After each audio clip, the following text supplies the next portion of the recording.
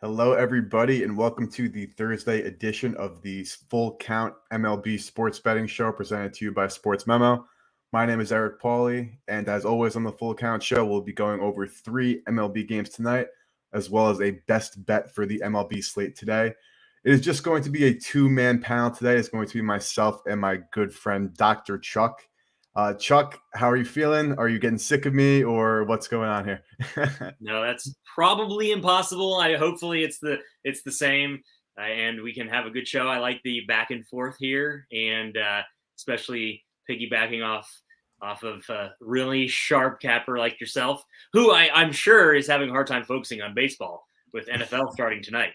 But Yeah, no, I'm excited. The tiniest slate you're going to find, in baseball right now, with 2 of the games going already. So it's slim pickings, but we can find some winners. Of course, Thursdays are always a little tough, mostly travel days for baseball, or they have a lot of early games, but we're going to make do of this best slate. And honestly, being with Dr. Chuck only on this show, we think about things very similarly when it comes to gambling. So it's going to be nice to see maybe if we differ on picks, kind of where, though we're taking similar routes to come to those conclusions, whether or not we actually have the same conclusion, I think is always very interesting. So without further ado, we're going to get into the first game. We're going to be covering the Miami Marlins headed to Philadelphia to take on the Phillies.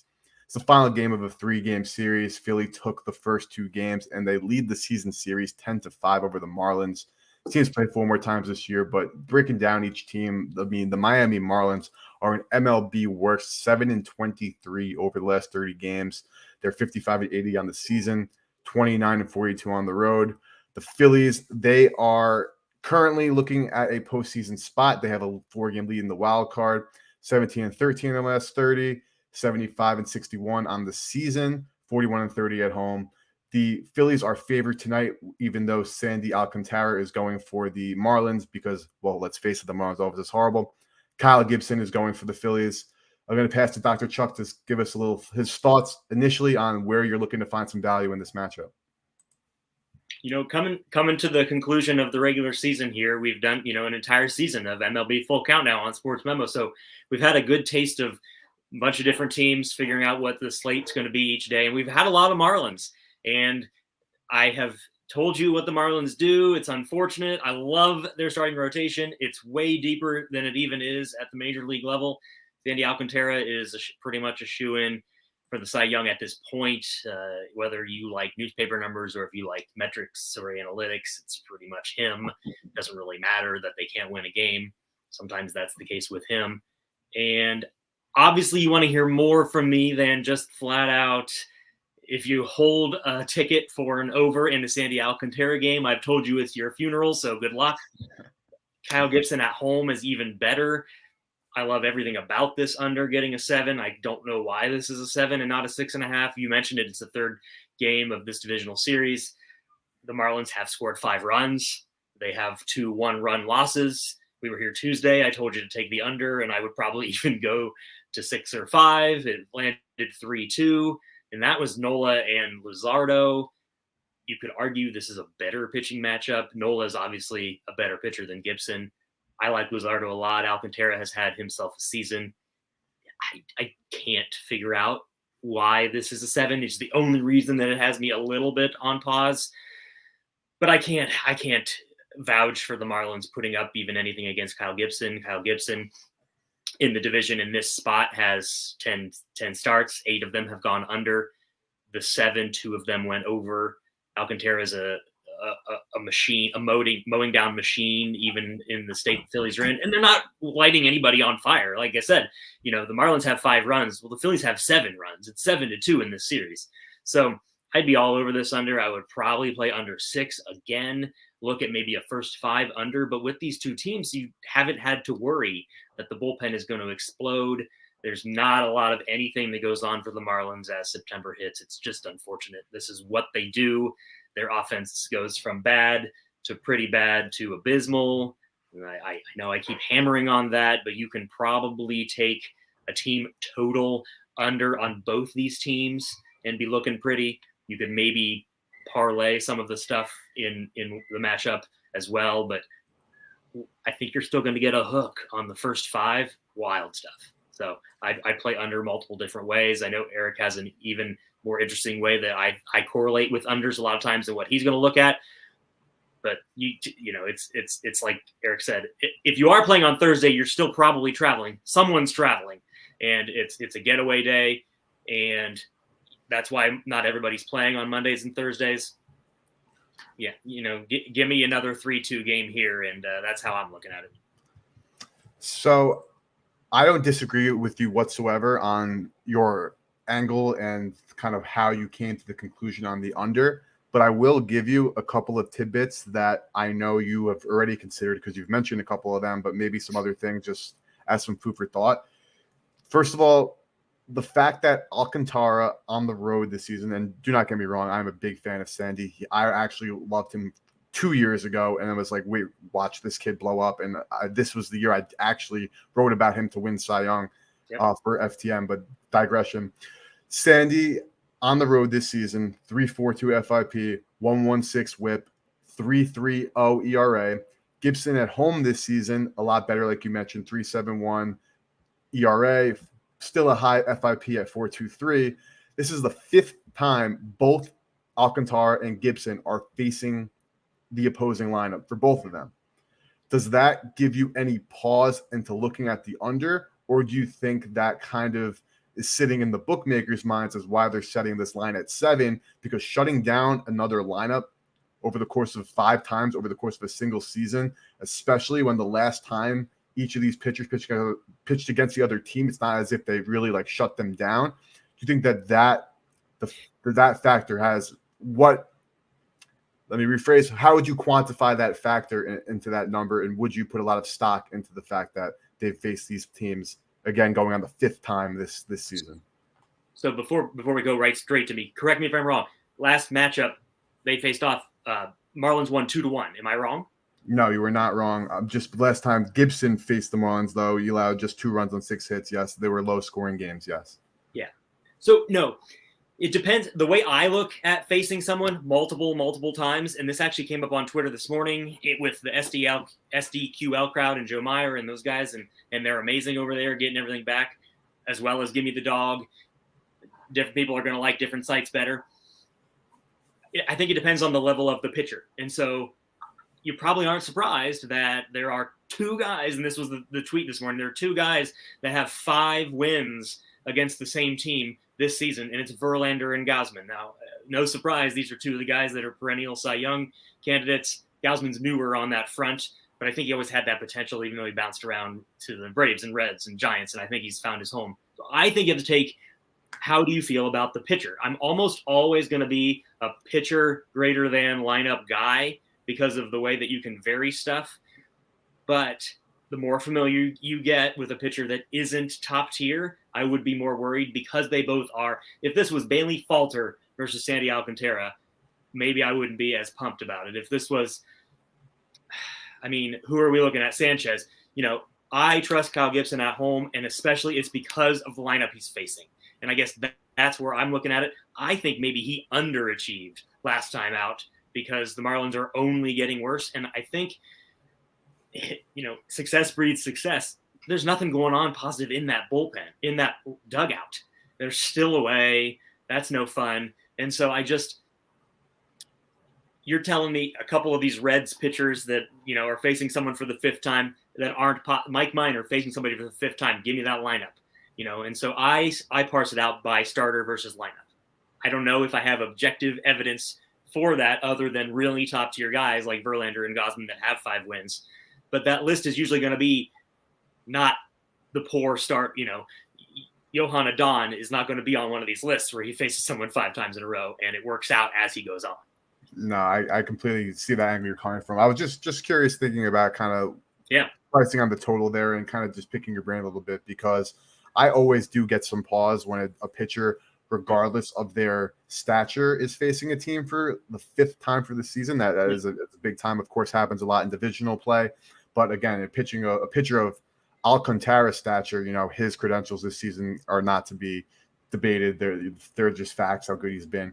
And Gibson, being a seasoned veteran himself, facing a Miami Marlins lineup that is, it's laughable at this point. It's pathetic, honestly. So I definitely like that angle. My best bet on the show will be for this game, so we'll get to that in a little bit. But now we're going to head to the second of 3 roundtable games. We'll be discussing the Minnesota Twins playing in the Bronx against the New York Yankees. This will be the 7th time these teams face off this season. The Yankees swept that doubleheader yesterday, and they won Game 1 as well. They lead the season series 5-1, and it just seems like the Yankees have the Twins' number. It seems like the Minnesota Twins cannot really play on the same level as the Yankees. It might be more so that I don't think the Yankees are significantly a better ball club, but I think the Twins just are playing little brother here. They're 1 game back in the AL Central, which they better win that division because it's very unlikely that they're going to win the wild card if they do not win their division. The Yankees' lead in the AL East has shrunk to 5 games, but they're kind of starting to build a little bit more momentum as we progress. They got Nestor Cortez going for the Yankees. The impressive this season, Sonny Gray for the Twins. We have an over sitting at 7 runs. We have the Yankees as home favorites. Run line, of course, 1.5. Dr. Chuck, where are you looking in this ball game? So, yeah, you mentioned a lot of the aspects of this. The Twins, whether or not they're a little brother and whether or not they have completely underachieved this season, are facing a Yankees team, unfortunately, that is just it's do or die. And so that big win last night was really important. They are 5-1, as you mentioned. And they're even winning games where, Garrett Cole pitched, not last night's game, but the game before that, and he gave up a home run to everybody, I think, in the lineup the first time through, and the Twins still lost that game. Yep. So it's just not an ideal situation. Big Sonny Gray fan. I would say he's greater than Nestor, especially coming off the IL. Didn't look bad at all down that stretch at the end of August before he went, on the injured list. But his FIP was a good 2.5 to 3 points higher than his ERA in both those last 2 starts. So you could maybe be interested in looking at an over. I know that I talk a lot about key numbers with 7s and 8s and 9s and where we're looking at that. But I guess what's interesting is this has gone over more often than not. And a lot of it is because they still hit the Yankees. And other than last night, they've still been hitting the Yankees and not getting wins. And so I think that would probably be – I have a real hard time backing the Twins at all without Buxton. And I don't know what the status is if he's going to get back. Like you said, we have a really interesting AL Central race probably for 1 spot. And obviously that makes things really interesting and dire for every single game.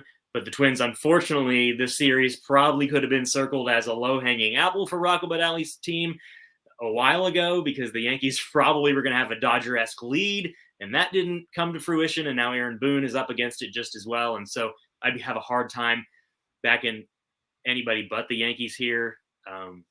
Find a way to do it, maybe even like a sneaky team total over because they're home, maybe even just put it out there. I know there's a couple guys that like to do the home run props, especially when it's Judge. I mean, the books don't have much choice, but continue to juice it. It has to be plus 200 or so, and he doesn't stop doing it. So I think you could look at a couple of different props on this front, maybe even like a Sonny Gray over K's prop, which would be a little contrarian because of the fact that of the favorite and things like that. But I'd probably be over or pass because you're getting that flat 7 and not having to get 7.5. But I'm not a real big fan of I want to see what Cortez does in his return here. And so I don't have a good feel on how I'd want to play the side, but I'm not backing the Twins. I think those are actually fantastic points that you're making about the Twins. It's not like the Twins are getting blown out by the Yankees. They're putting up a fight, not necessarily like again last night or even during the doubleheader too. They put up a little bit of a fight. That first series in Minnesota, they put up a fight as well. They're producing runs, but they just cannot cross the finish line and that 9th inning with the lead against the Yankees. But going on your betting angle for the over, I 100% agree with you. And that was my play on this game. And I'm sticking to it, is over 7 runs for this matchup. Mm-hmm. This reminds me of, if we're going to talk about the Alcantara Gibson, you have that 7 and you're thinking, why is the 7? This might be inflated. Are the books begging me to bet this over or under? Regardless of what you think it's telling you, your numbers are going to tell you under.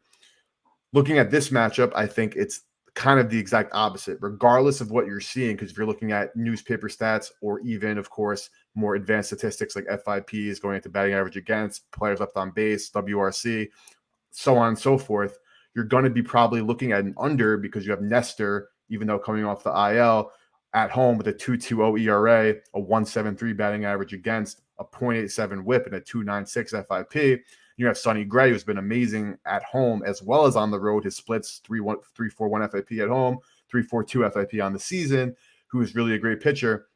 But given what you were saying with these matchups and their abilities to really hit each other and kind of apply pressure on each other, 7 runs is not a lot of runs in this kind of game. Even with the two pitchers we're looking at, I would say easily to go on the over in this matchup. That's where I'm finding value. My numbers would tell me to go under this by a decent amount. And the fact that it's still sitting at 7 is making me more so kind of want to go against what I have here and go for the over, where in that Marlins and Phillies game, I'm seeing numbers leading to an under. I'm looking at that game at 7. I'm thinking, okay, that's an under bet. But for this one, I'm kind of using the same principles to get there. But to come to the conclusion, I actually am kind of going against what I'm seeing on my numbers and going with the over based on how this is priced by the books today. And we'll see whether that's going to be right for the Phillies game or wrong for the Twins game, or if we hit the nail right on the head for these two matchups. Yeah, I mean, you go contrarian.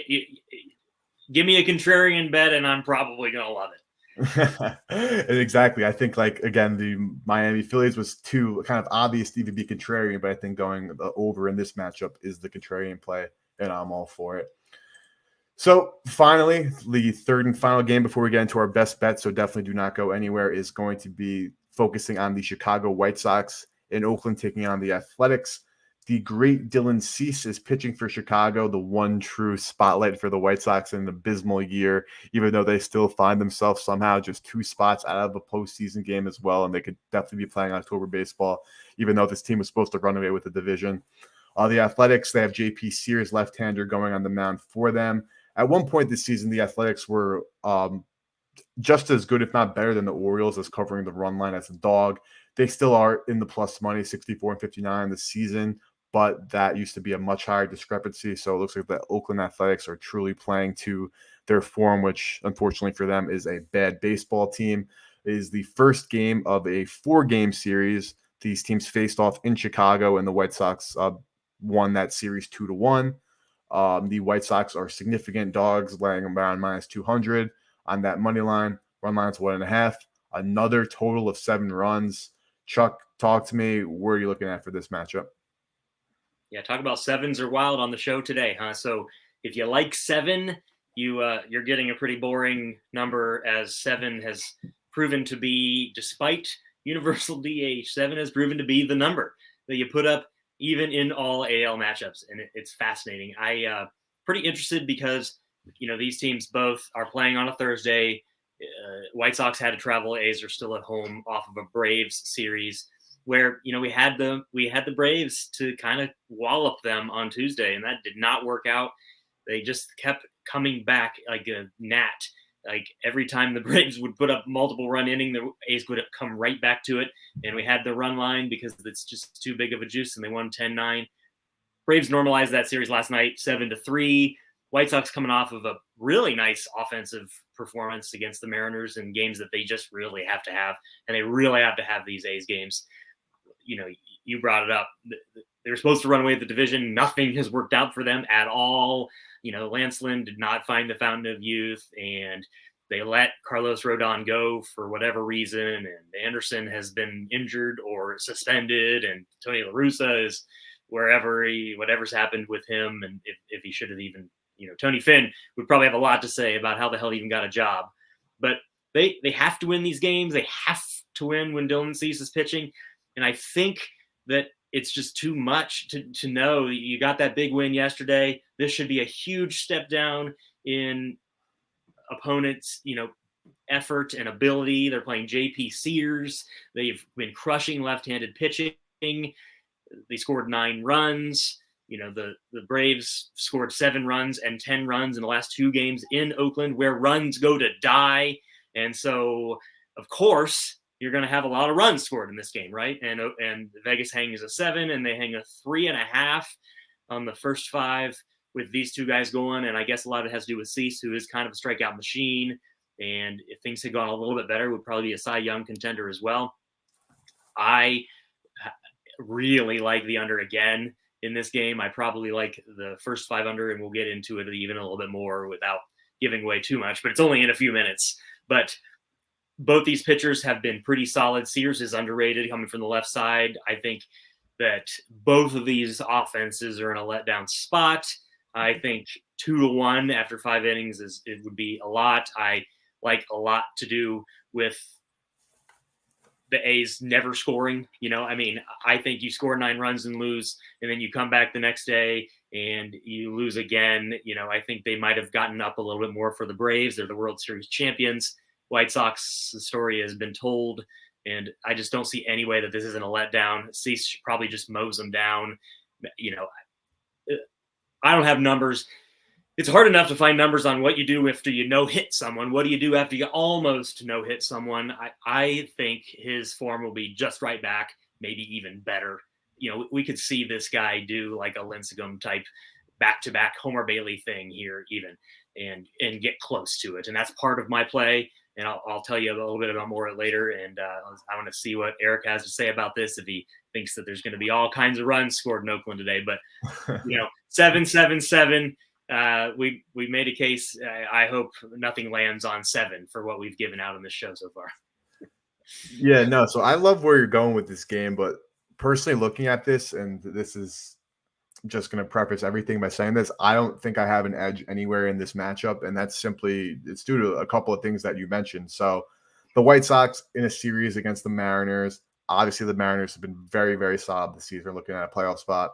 They performed very well, won that series 2-1. Now they're headed to Oakland, who's, like you mentioned, coming off that big series against the defending World Series champions. Even if you're the lowly Athletics, you still would love to give them, their best shot. The Chicago White Sox being -185 to -200 favorites is just something that I cannot back, regardless of who is pitching for them and regardless of who they're playing.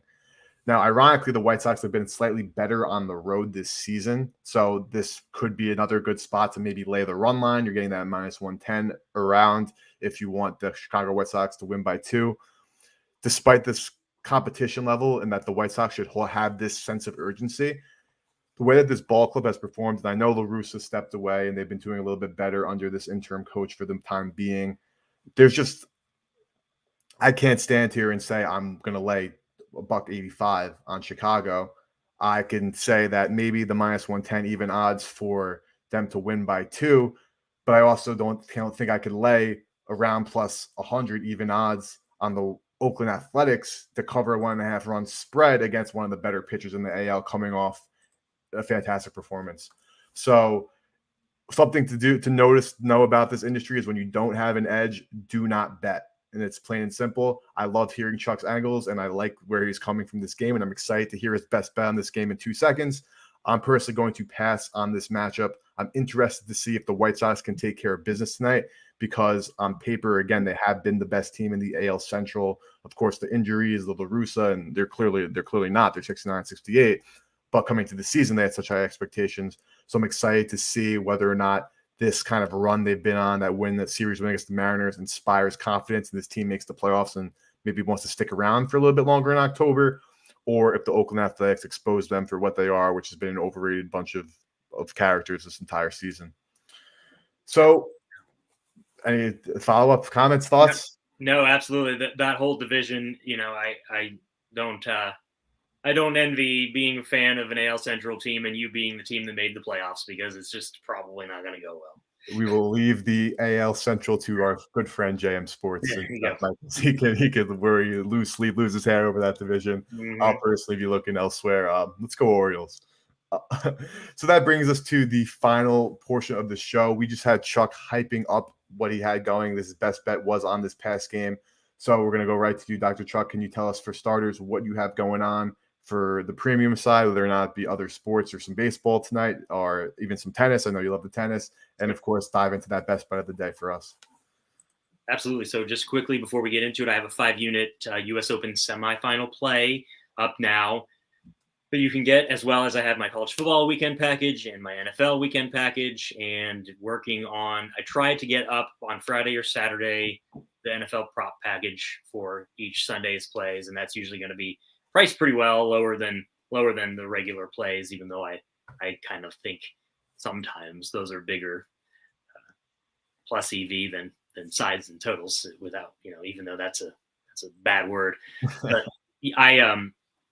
I really like the tennis play, and so I want you to check that out. U.S. Open has been amazing, and just tennis has been amazing in general. Unfortunately, it's dwindling down. We're in the semis, and then after tomorrow, we'll be in the finals, and then there's only 2 matches left. But back to the MLB best bet. I already have some plays going now. We have the Nationals first 5. Looks like it's going to be a push. I got that plus 200, unfortunately, and they went up 4-3, but they just can't stop Yachty from hitting more home runs. So I'm looking tonight, back in that third game we talked about, the first 5 under 3.5. I don't get it. I made this to be a 2. Teased a little bit some of the aspects. It doesn't speak to exactly when you lose a no-hitter on the final batter, but when you are when you go 9 innings and allow 1 hit in a win, and you're on the road in the following game, just the last 10 years, the team's 4-9. The over-under is 6 overs, 7 unders. Speaks a lot to the fact that why would you lay $2 with a team like this? It's gross. You can't lay $2 with a team like the White Sox. That's not something that is smart money management. I wouldn't, but I do like Cease to just mow this lineup down. I think they're a little bit of a letdown after the Braves leave town. I think the White Sox offense lets down a little bit after 9 runs in Seattle. Traveling, where home runs especially go to die in Oakland, the lowest home run rate in the league of the 30 stadiums. And I think JP Sears does more than enough. I think he's underrated in the small sample of starts he gets. I think this is a 2-0 game at the ceiling after 5 innings, and I like the value to get the hook on the 3. There you have it from Dr. Chuck. First 5 under Chicago White Sox and Oakland Athletics under 3.5. I cannot stress to you enough how important it is to not only take a look at the individual packages that Dr. Chuck has on SportsMemo, but to take advantage of the all access, because you will not miss a single MLB, tennis, NCAA, NFL, college basketball when it comes, regular NBA basketball when it comes, any sport. Dr. Chuck has the tools in his toolkit to handicap literally any and all sport. He loves handicapping any and all sport, and the best way to take advantage of it as a consumer is to purchase an all access for Dr. Chuck. I cannot stress that enough. So we wish him good luck on that play, as well as we saw that if you had the run, did you have the run line, Chuck, for the Nationals, or did you have a money line for the first 5? Money line. Money line. So that was a push, which is, of course, better than a loss in this situation. It is better than a loss, yeah, but headed to my best bet of the day on SportsMemo right now. I have my prop of the night for Thursday Night Football. We have the Rams, we have the Buffalo Bills, we have the NFL is back, so everyone can rejoice, let out a breath of fresh air, and get ready to bet football for the next 18 plus weeks. But headed to the baseball best bet of the night. Going back to that first game, I am taking the Miami Marlins on the run line, plus 1.5. It is at minus 190 now. I know it's a lot of juice, but given that the way these two teams play each other, and given Alcantara being on the hill, I think that there's a ton of value in the Marlins covering this run line. They covered the run line in the last 2 games, as they lost both of these last 2 games by 1 run. And on the season on the run line, the Miami Marlins are 47-39 covering as an underdog. The Phillies are just 40-52 covering the run line as a favorite.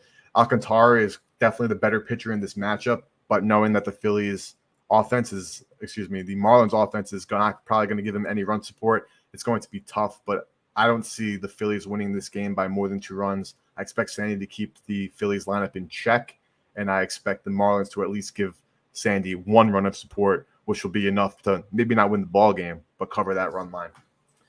So thank you, everybody, for tuning in. It's a pleasure, as always, to be your host, as well as working with Dr. Chuck. We can't stress it enough how much we appreciate you. Make sure you like and subscribe to the SportsMemo TV YouTube channel. I can't speak toward the end of the show. We really appreciate anything. And Chuck, any final closing thoughts? No, I know for sure Eric's got some stuff for tonight, so make sure you check out his NFL, because he's going to come out hot. And he did so much work for NFL that I can't imagine that he's not as ready as anyone for week 1. So I am as ready as anyone. Sportsbook accounts are funded. Models are being ran. Odd screens are up. We're ready to go. So on behalf of everybody at Sports Memo, Dr. Chuck, and myself, we appreciate everything and have a great rest of your guys' day. Best of luck on your bets tonight.